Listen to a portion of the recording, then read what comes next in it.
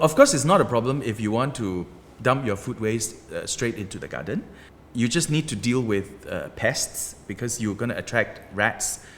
You're also going to cause quite a bit of smell in your garden.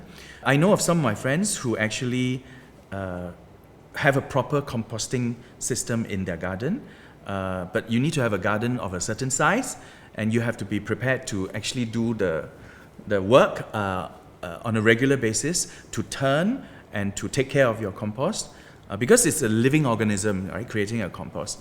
I actually do have a very small compost as well, but after discovering the machine that can kind of short circuit the whole process and remove the smell, remove the work of having to turn my compost, I just think it's a more convenient way to come to the same solution. Actually, the thing that I do the most with the byproduct is I take it out and smell it because it smells really nice. But more importantly, what I do is, because I grow plants and trees around the house, so I just mix them up in the soil and then I put it back in the soil.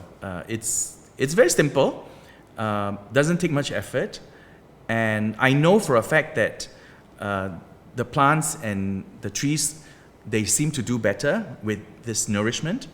I don't know whether it's psychological or it's real, but my point is, it's really satisfying actually to see that the chicken bones and the shells and the leftover, the heads and the tails of your vegetables and the skins from your apples and oranges, all of that reduced to something that smells fantastic. And then you know that all of this is nutrient for your home garden, for your potted plants or whatever. It's very satisfying to go through that process. So that's what I do. The reason why I'm also very actively wanting to promote the use of this machine is because I think it really can make a difference. The small efforts that we put in on a daily basis, they all build up over time. And to know that I'm not the only one doing it. There are many other people also doing their part. And to be honest, there is nothing that one person is doing that is causing the entire system to collapse. But equally, it's not one person's responsibility to try and save it, right? So every single person, in the way that you shop, in the way that you consume, in the way that you dispose of your rubbish, every single one of us is contributing towards the problem, but also every single one of us can change the behavior and then lead to solutions for the problem that we're causing, right? So I think using this machine is, for me, a real, practical and substantial way of making a difference on a daily basis, right? We don't have to make major changes. You don't have to give up all the fine foods that you take, right? You don't have to give up driving a car and then suddenly go everywhere on bicycle. I mean, it's not really viable for most of us, but the changes that we can make with regards to how we handle our food waste is directly impacting on the way that the environment receives our waste, right? So through the use of this machine, I now know that I can convert what is otherwise directly going into a plastic bag that is then going into the landfill eventually. And then Malaysia is only so big, there's only so many land that we can turn into landfills, right? So you are effectively creating rubbish that your children and grandchildren have to deal with in time to come, right?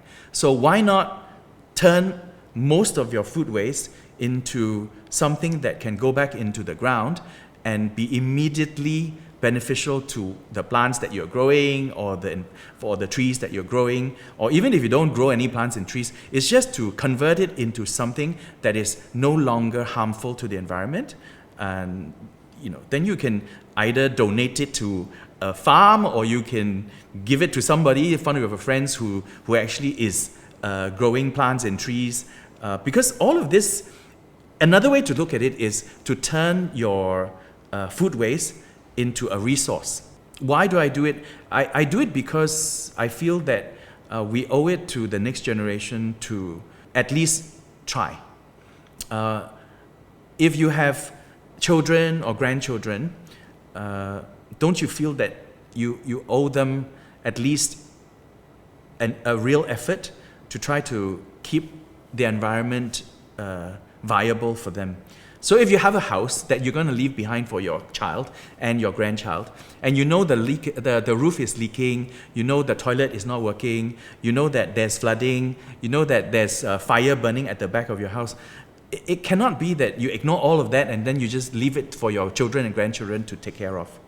So I think for me that's the basic motivation. It's really to do whatever we can, no matter how small, to make a difference in the way that we live, to provide a better, more hopeful future for them.